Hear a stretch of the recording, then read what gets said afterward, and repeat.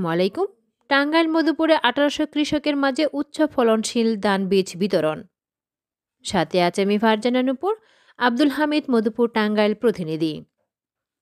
টাঙ্গাইল মধুপুরে ২০২৪-২৫ অর্থ বছরে ২০২৪-২৫ মৌসুমের বোরো হাইব্রিড ধানের আবাদ ও উৎপাদন বৃদ্ধির লক্ষ্যে প্রণোদনা কর্মসূচির আওতায় ক্ষুদ্র, প্রান্তিক ও বড় কৃষকের মাঝে বিনামূল্যে বীজ বিতরণ করা হয়।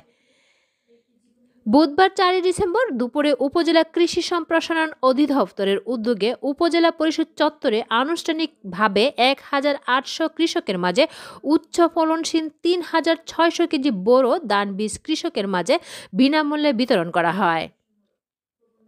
ধান বীজ বিতরণ অনুষ্ঠানে সভাপতিত্ব করেন উপজেলা কৃষি কর্মকর্তা কৃষিবিদ রাকিব আল রানা।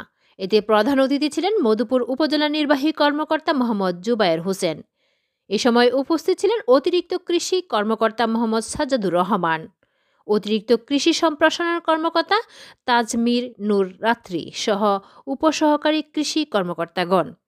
উপজেলা কৃষি কর্মকর্তা রাকিব আল রানা জানান, বোরো হাইব্রিড ধানের আবাদ ও উৎপাদন বৃদ্ধির লক্ষ্যে প্রণোদনা কর্মসূচির আওতায় উপজেলা প্রান্তিক ও বড় কৃষকদের মাঝে উচ্চ ফলনশীল ধান বীজ বিতরণ করা হয়।